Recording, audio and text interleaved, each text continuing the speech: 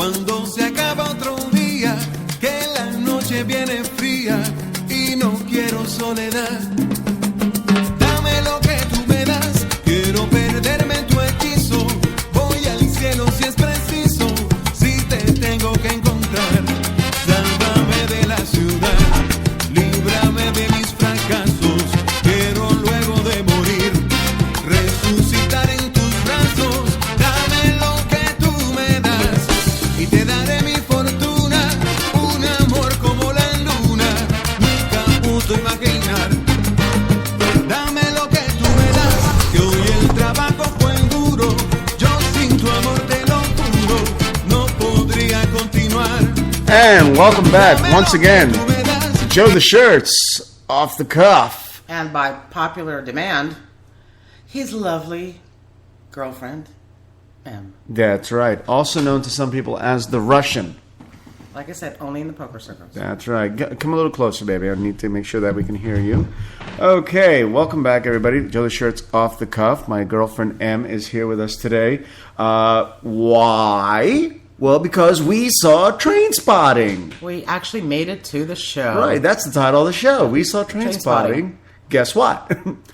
Okay, I'm going to ask you first and foremost. Now, I had never seen the play or the movie before, so you tell me, what was your take on it just as a show and also compared to the movie?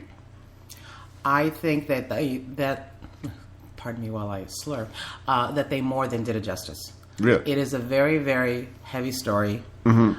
And remember, as you and I have discussed many times, on film, there's a take, there's a retake. No, I didn't like this. It's a wrap. It's cut. It's good. It's great. Right, you can sweeten it up whenever you want. Whatever. This is live. This is a very, very small auditorium.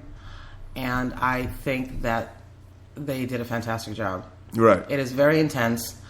Okay, it's Scottish brogue, so half of the dialogue is almost incomprehensible. You don't understand a fucking word. but for the most part, you really don't need to, because they do such a good job. Right. You can tell exactly what's happening. No, I thought the acting overall was very good. We had the opportunity to meet some of the cast members after the show. Yes. Who sound nothing like their right, characters. and their personalities couldn't be more different than the characters they play. Hence their acting. Yeah, which was really great, because most of the time, a lot of people have this belief that, you know, when they see an actor on TV or in the movies or in a play, they believe that they're so good at being that character because they are like that character. Right, and then there's method where people do not break out of character. Right. Which I guess it works for some. Mm-hmm. I think it's extreme. Right. It's total immersion where that's all they are for however long the performance is. Right, Danny DeVito did that a lot. And De Niro and Pacino, yeah. Yeah, exactly. No, these guys... If you happen to be short in Italian, that's what you do. Pretty much. But when you meet these guys outside, they're fine. They're exhausted because the topic is intense. And, of course, the number one reason we went to go see this play is because of my dear friend Justin Zachary. Jay-Z. Who is the star of the show. He plays the character, was it? Mike Brenton. Mike Brenton, right. And he's the lead. And it's all coming from his perspective a lot of the time in the play. Well, he narrates most of it. Right, exactly. And it's very well done. And, I mean, there were some scenes that I'm watching it, and he's like you said, he managed to bring out sweat. Yeah, spontaneously sweated, and then also he starts drooling all over the place. Okay. Brief overview: the overall theme is heroin addiction. Yeah. For those of you who are not familiar with the film or the topic, the overall theme is heroin addiction and what it does to you, your life, your family, your friends. Right. How it impacts every facet while of your being being. In Scotland. Or is it Ireland? I'm not sure exactly. I think according to this, it's Scottish brogue. Yeah, it's a Scottish brogue, right. Somewhere out there. Yeah. But you can't understand a fucking thing. Oh, half the time I'm like, what the fuck did he say? You know, I mean, you still get it. Oh, let's not forget the one thing that would have drawn you in day one. Okay, we're going to get to that in 1 second. Okay. We're still talking about Justin and his friends over at the Elephant Theater. Yeah, it by the way, really easy to get to. Santa Monica and Vine. Right. They do have valet parking. Yes, easy peasy right there on the corner. Yeah. You can't right miss it. By there's my favorite eatery. Oh, go ahead. Yoshinoya Nice Beef Bowl. There you go. Right there on the corner. The theater is kitty corner to it. It's really easy to find. Right. I think that okay, so we're talking about, Justin has been plugging this show for months now on his Facebook page, and of course, I heard about it from him, and so I've been plugging it for weeks, right. like over a month now. We finally went to see and it. I guess I finally said, well, I might as well go fucking see the fucking thing, And I did, and with you, of course, and I really, really enjoyed it. Here's a warning for all of you from the theater to you. Okay? This show contains profanity, nudity, cigarette smoking, simulated bodily functions, simulated drug use, simulated sex, and Scottish dialogue. It is not suitable for all audiences. If Justin had told me that in the very second scene there was all-out female nudity of a very attractive woman. Yes. Full. I mean, we're talking frontal, tits, ass, the whole thing. pussy. We're talking the whole package. She was completely landscaped. I mean, she was like not a hair on her. Nope. And I was just like, holy shit! I can see her lips from here. And because it's such a small venue, you are like right up close like to them. 10 rows in that theater. Yeah. By the way, if I'd known that there was going to be that much nudity, I would have sat in the front row. Sorry, dude. We ended up sitting in the third row because we wanted to get a good angle on it. But if I knew there was going to be pussy, I would have sat right in the first row. But you know what? In retrospect, because they are flinging all kinds of stuff, I'm glad we're a little bit further back. Right? Yeah. There's a lot of disgusting scenes in this play. Yeah. Disturbing scenes, and they are propped so realistically. It can gross you out. Right. That's what I told him. It's like I almost gagged. Yeah, right there were a few moments where you were just like, ew. They did. That's how good a job they did with the play, and you really got to really like and really hate a lot of the characters in this play. No. And I think Justin played it very well.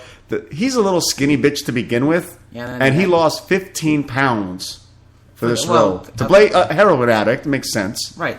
Yeah. Mind you, though, if you had told me that I would have seen his cock and ass as much as I did, I might not have gone at all. That would have gone and given you my review. Yeah, exactly.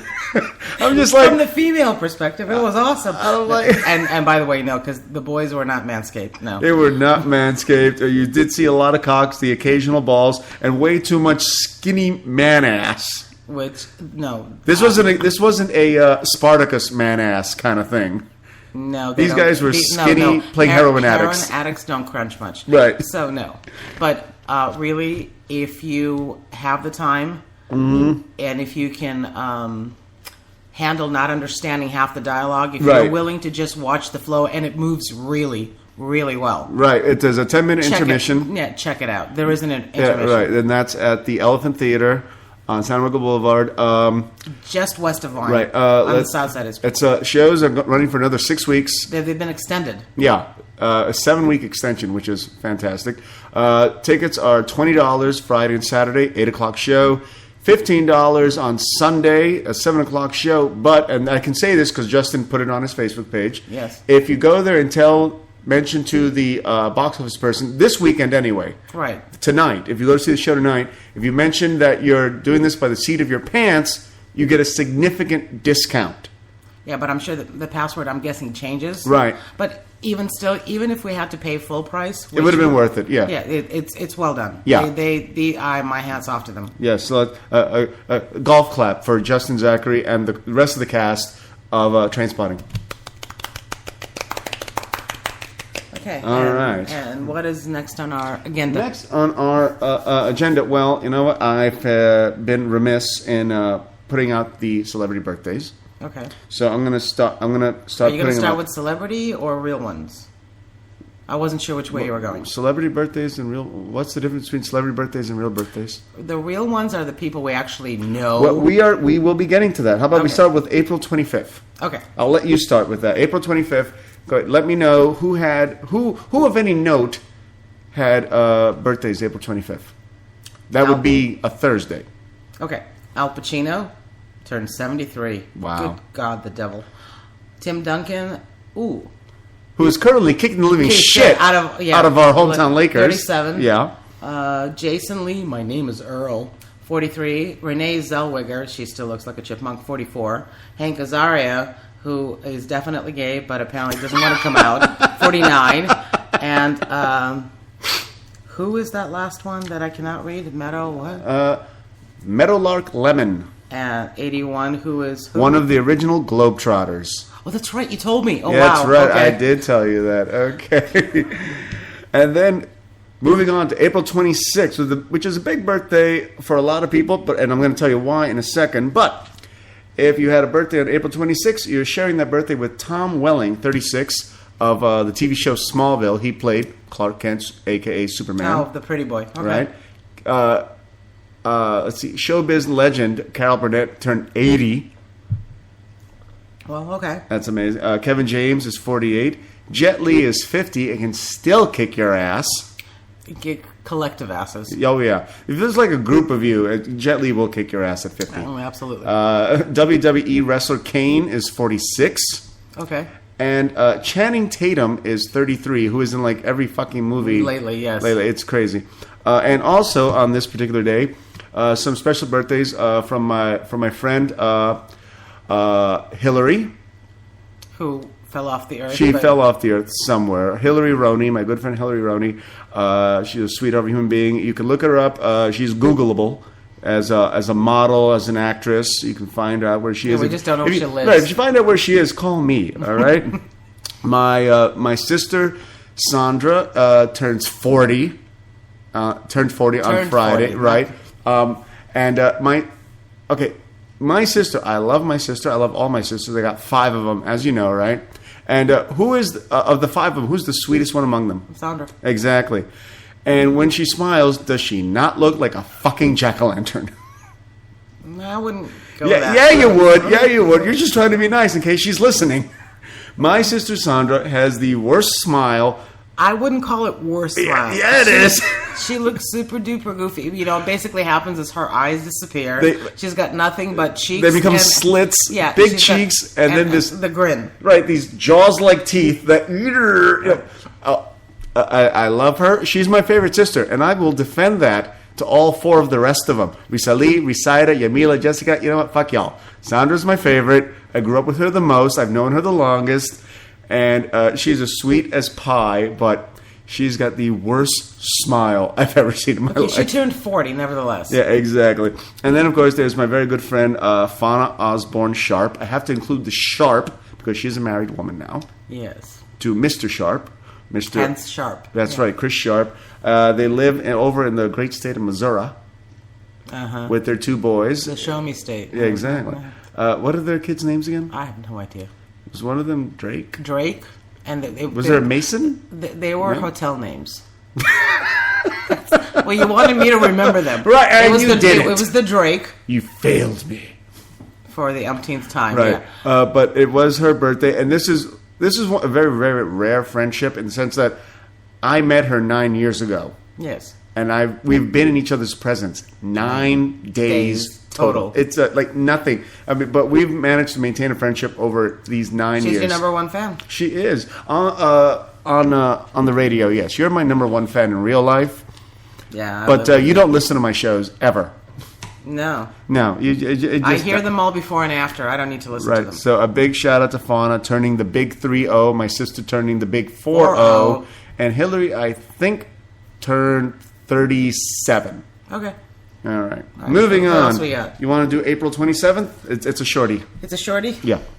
Casey Kasem, 80. Oh, wow. That's right. Him and Carol Burnett. And Sheena Easton, 53. Who I actually saw in concert once. Well, yeah. Okay. All right. Okay. See, that was a short list, wasn't it? I mean, yeah, well, of any recognizable. I'm sure there's plenty more people born on that day. But right. Now, before we go to break, I want to give a quick shout out to my sister Jessica and her business. You remember her business, don't you? Something about diaper cakes. Really? I don't know the name of the business. I know what she does. I can just Diaper Cakes by Jessica. There you go. Good job. Hey. We've only been talking about this for a year now. You know what? I see the pictures. Yeah. I go and check on it regularly. Right. I can describe them ad nauseum. Tell us a little bit about a diaper cake. Okay. For a beautiful practical gift, what she does She does this for what? Baby showers, bridal showers. Right. She puts together these magnificent creations that really do look like cakes, made out of everything that an upcoming new mother would need. Right, a new expectant mother, yeah. Yeah. She's got diapers. I think she actually puts in wipes in there. She hides stuff in there that you wouldn't even expect to find, and it looks like a cake. Right, these things are like 2, 3, 4-tiered cakes with diapers, with baby wipes, with clothes, onesies, booties, with baby monitors, toys, plush toys. You'd never know it. It looks like a cake. Right, it looks like a cake, and you can catch that on Diaper Cakes by Jessica on Instagram. And if you go through Instagram, you can get a 15% discount. Whatever you do, I didn't know. Yeah, well, whatever you do, if you call her, don't mention that you heard it from me because she'll probably charge you more. Yeah, absolutely. Yeah. Okay, we are ready to take a break now. Thank you for listening to me and my lady M. I'm Joe the Shirt, she's M, and we are Off the Cuff. Repícame tamborero, la fiesta ya ha comenzado. El santo negro ha escapado con todos los chimbangleros. Repícame tamborero, la fiesta ya ha comenzado. El santo negro ha escapado con todos los chimbangleros. San Benito se escapó bien temprano de la catedral. Chimbangleros con él van a tocar. La fiesta de Santo Negro empezó. San Benito, suena tu tambor. Chimbanglero, suena lo mejor. San Benito, suena tu tambor. Chimbanglero, suena lo mejor. San Benito se escapó bien temprano de la catedral. Chimbangleros con él van a tocar. La fiesta de Santo Negro empezó. San Benito, cantaremos, bailaremos. Chimbanglero, todos llenos de alegría. San Benito, en este lado del mundo, para celebrar tu día. San Benito. El negrito va bailando al son de los chimbangleros y de ron lo van bañando todos los sanbeniteros.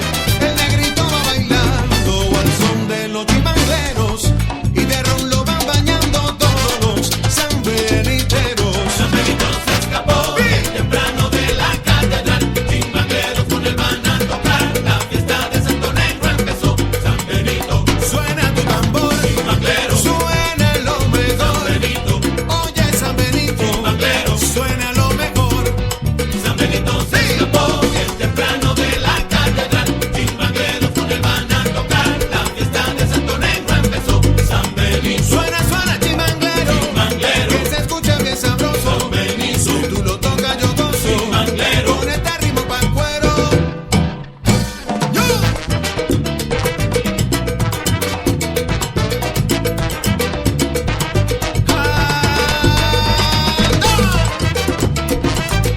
Madrigaibo. Repícame tamborero. La fiesta ya ha comenzado. Tú eres quien pones el ritmo. Y quiero estar a tu lado. And once again, Joe the Shirt's Off the Cuff. Welcome back once again, everybody. I am back here with you with my girlfriend M, also known as the Russian. Hello, M. Hello, still here. Yes. We are enjoying our Sunday. You should be enjoying having her here with me because this is a rare treat. I almost never get her to do the show with me. Right, and I volunteered. Yeah, exactly. God, what was I thinking? All right. Now, before we jump into the next storyline, I want to do one more round of celebrity birthdays. Which day? Yesterday? Or- April 28th. Isn't that today? That's today. That's today, yeah. All right. I don't look at my calendar unless I'm at work. Okay.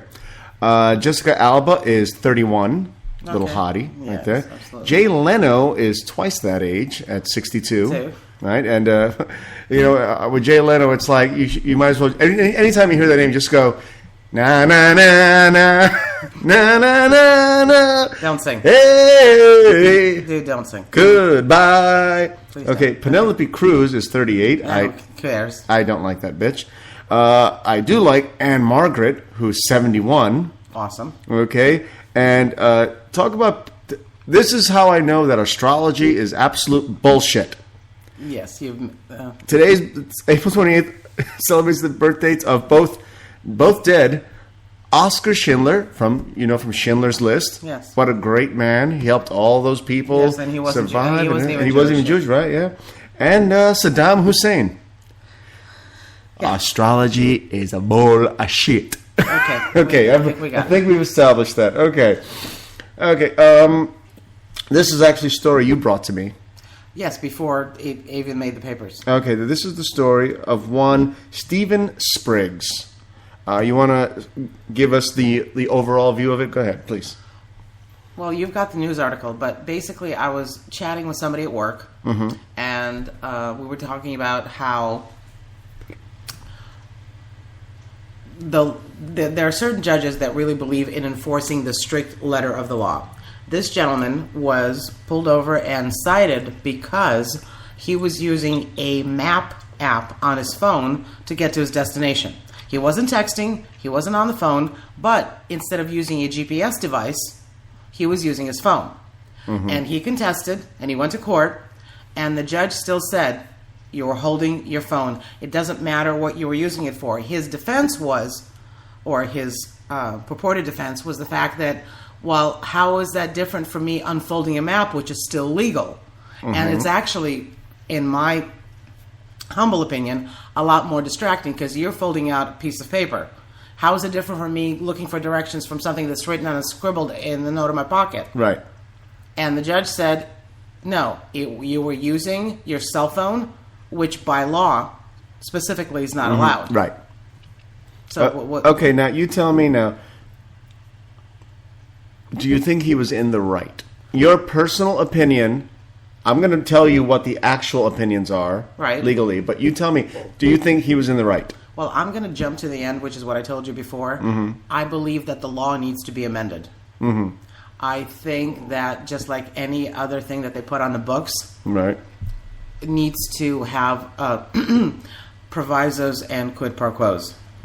And I will tell you that it's the exact opposite. And I will tell you why. Okay.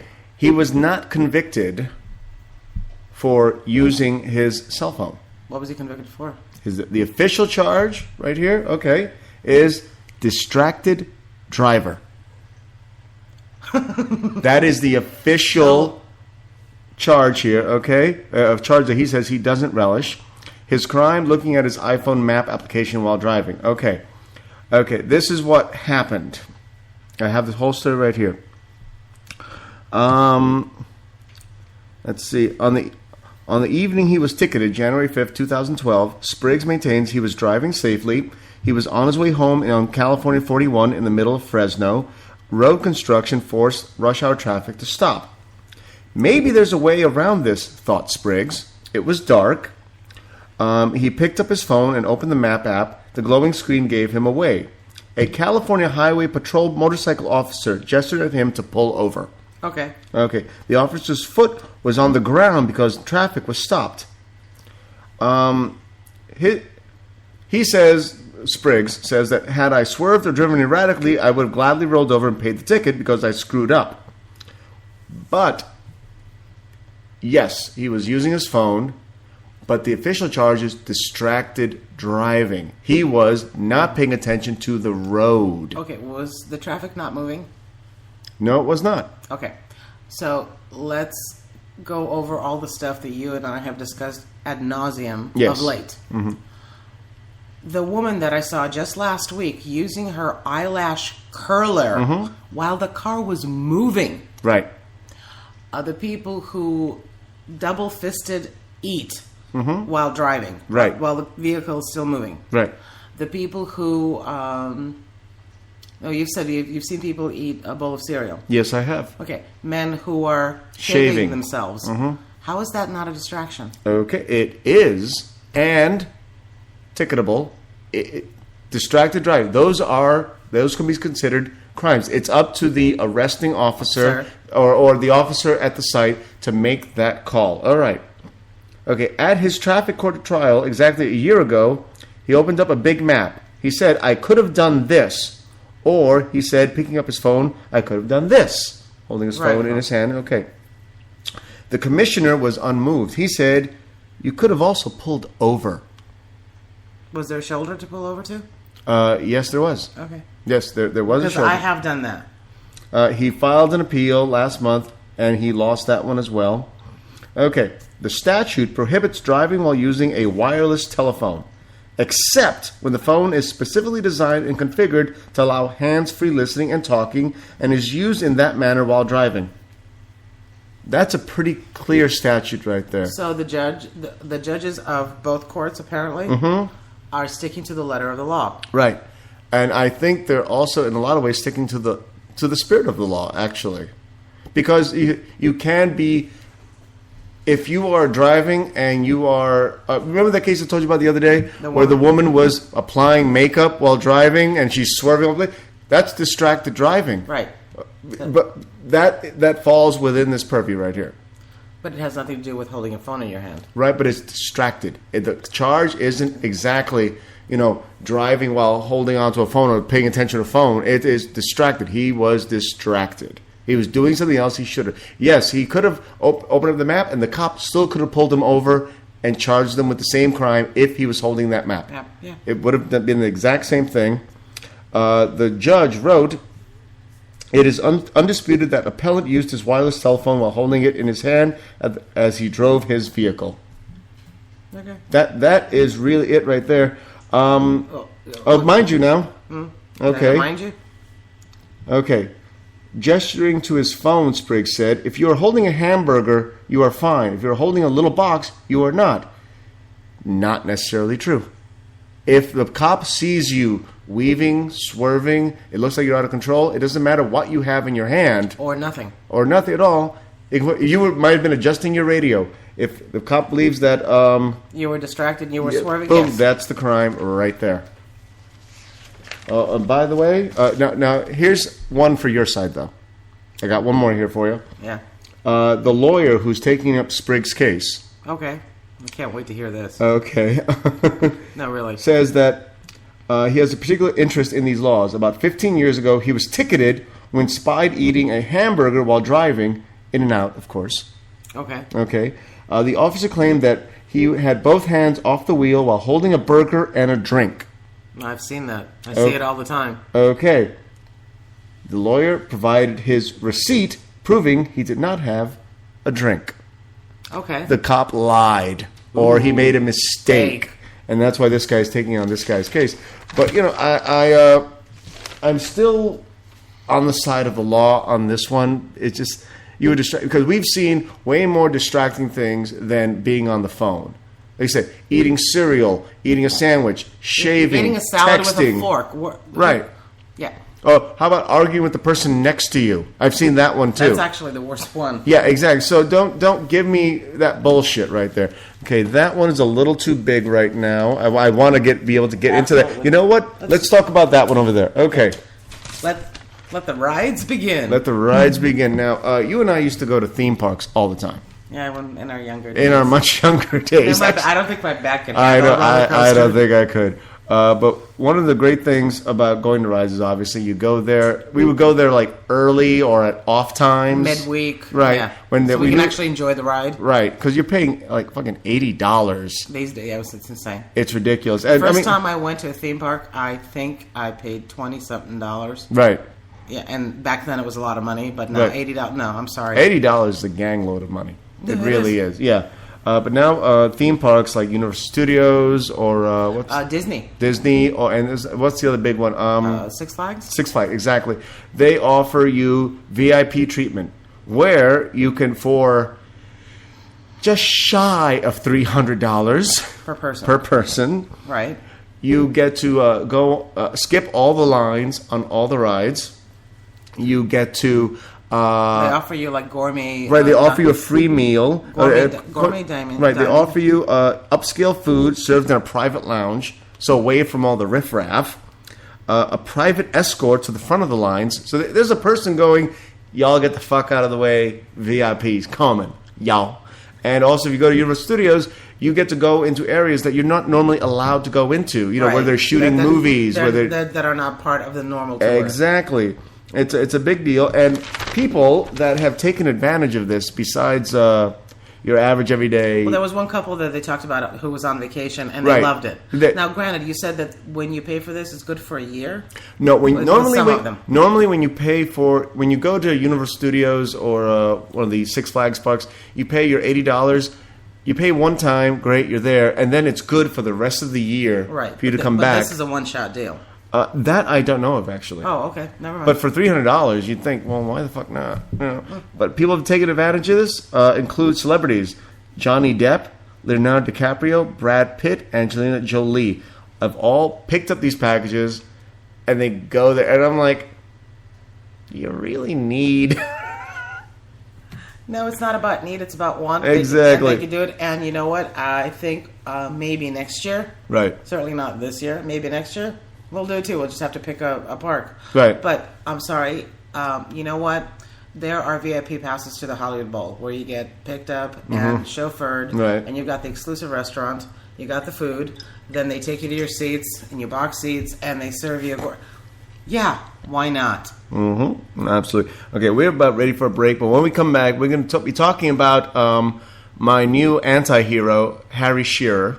Yeah. We'll be getting into that because you'll figure it out. Okay, Mariana, why don't you take us out? Tell us what is going on next. Well, we're about to take a break, and I don't know who we're playing. It's Jose Maran y Madrigabo, and their song, Tamborera Madrigabo. So this has been Joe the Shirt and his lovely girlfriend M, and we are off the cuff.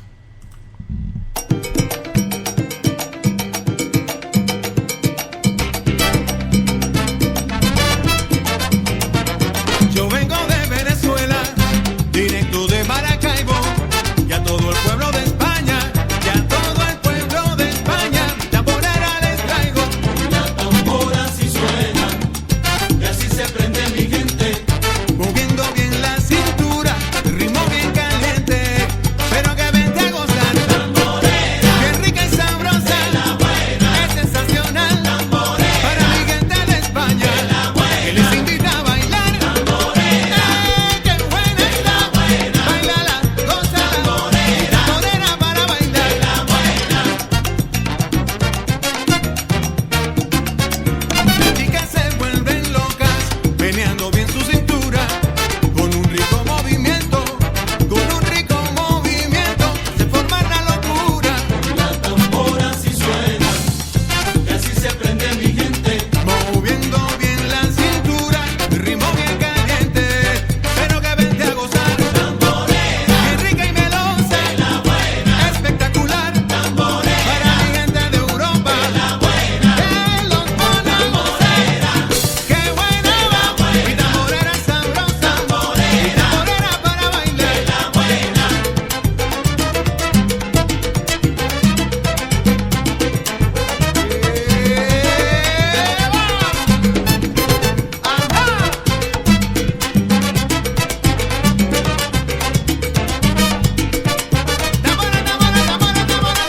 Rica tamborera, esta mi salsa ni plena, que de Venezuela, pero que venga a bailar, que se mete en la buena, y que te pone a gozar, tamborera,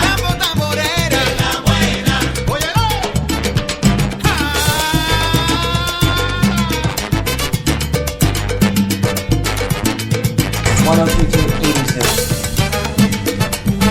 102.86. All right, then. Once again, Joe the Shirt is off. The cuff. That's right. Welcome back, everybody. I know we are running short on time. We have so much fun stuff to talk about, and we're just enjoying ourselves. And apparently, we really do like to hear each other speak. Exactly. Yeah, it's awful. It's terrible. And we were also just checking out the Laker game. We're getting so hosed. We are don't bother watching anymore. Yeah, as a matter of fact, earlier today I said, so babe, we're going to watch the Lakers play. And he's like, no, we're going to watch the Lakers lose. Exactly. Which is- Let me get that I think story you already there. grabbed it. But really, where is it? I don't know where it is. It's a very small story here. Okay, well, you know what? I think you had grabbed it, David. Because all I have here. I don't think I did. No.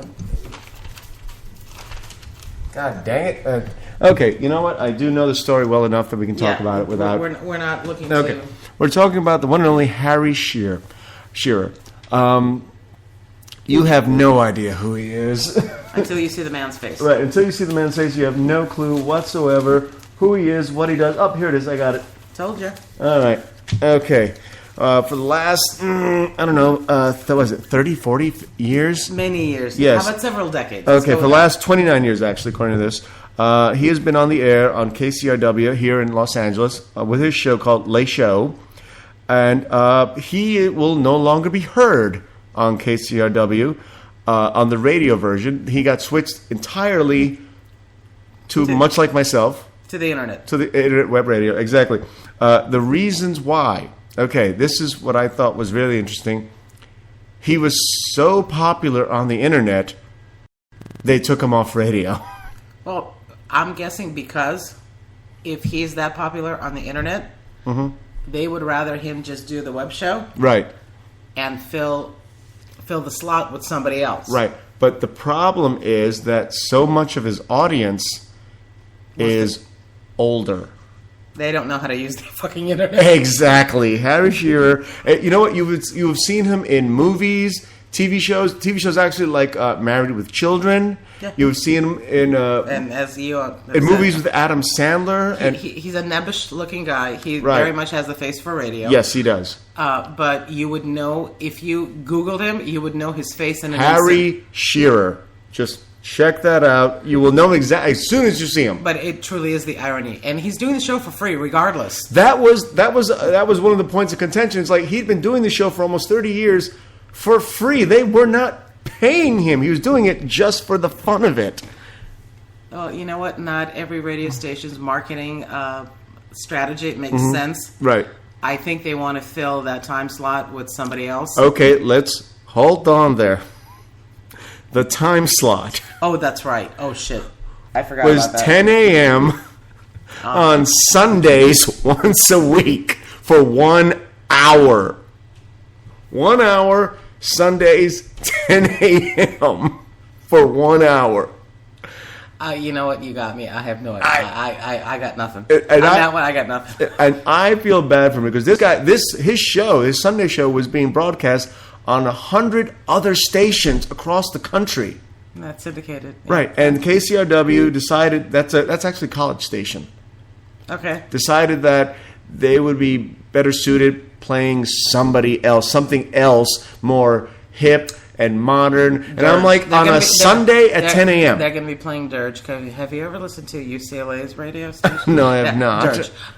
It's classical. Yeah. So I poo-poo KCRW 89.9 FM. You know what? I am going to discuss this with somebody at work who has a lot more knowledge about media and how radio stations work, and see if maybe we can have a follow-up to this. Because this one makes no sense to me. Right. He was too good at his job on the web, so they eliminated him from the radio. They didn't fire him. They just they downsized him.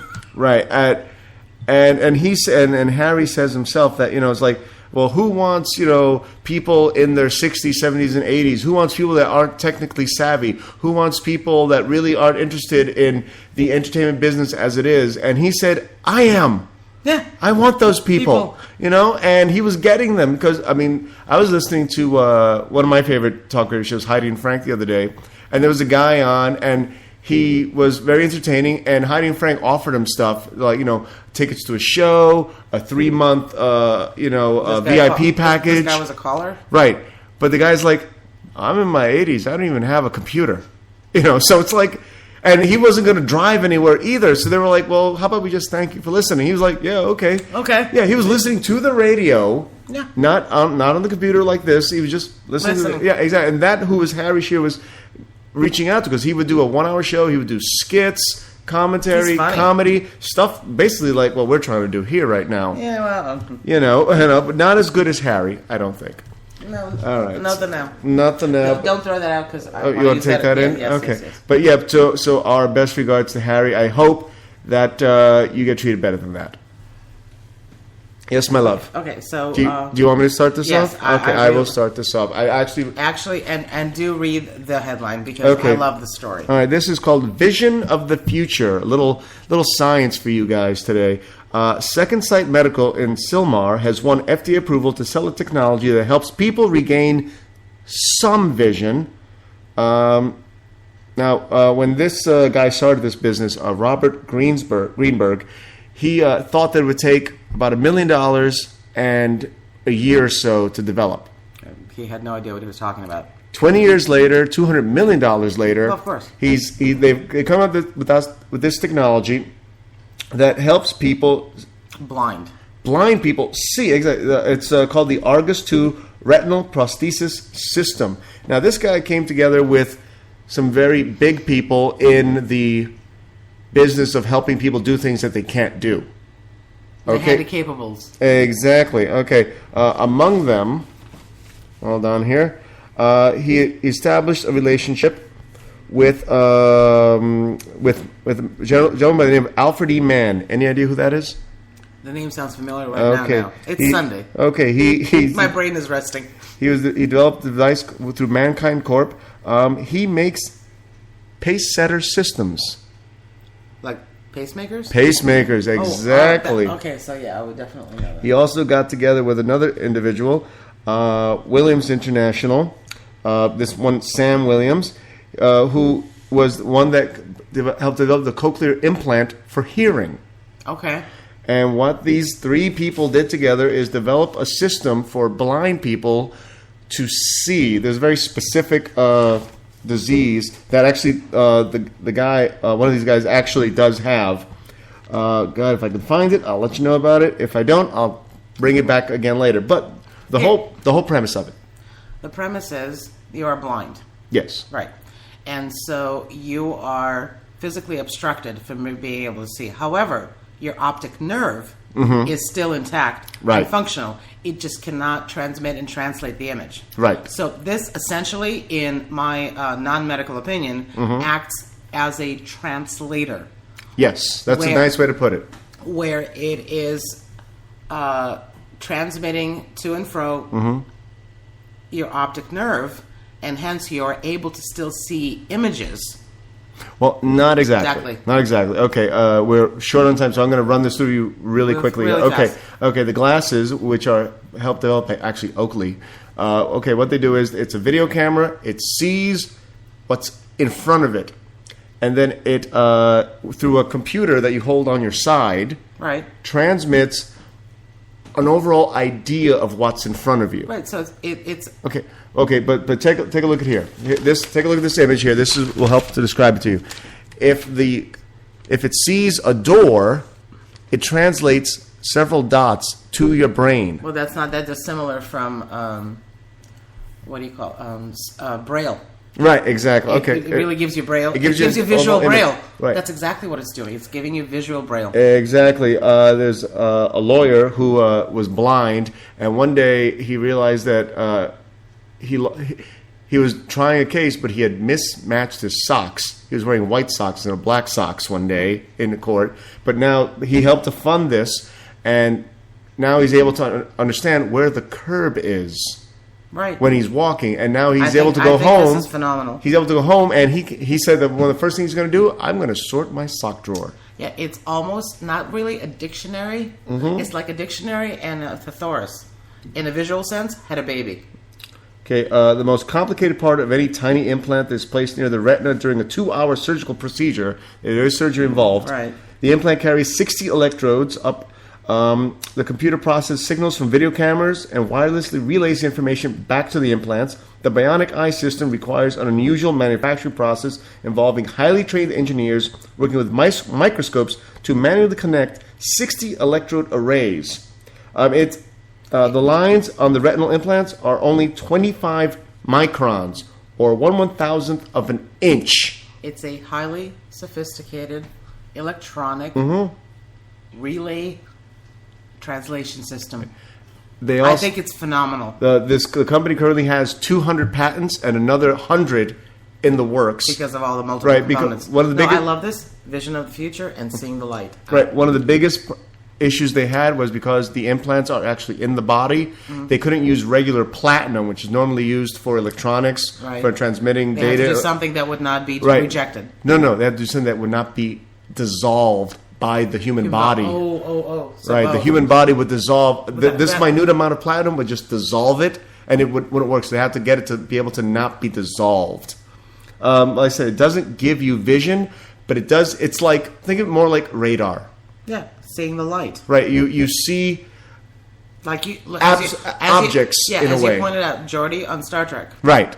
Right. I think this is phenomenal. I think it's fantastic. Much. How about not being in the dark? Yeah.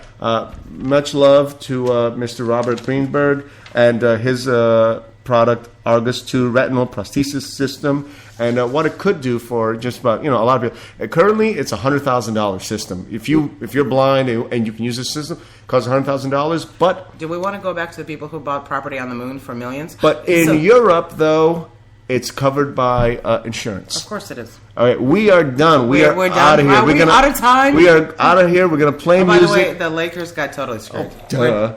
And this is Amparito by Jose Moran and Madrigaibo. I'm Joe the Shirt for my girlfriend M. And we are Off the Cuff. Amparito.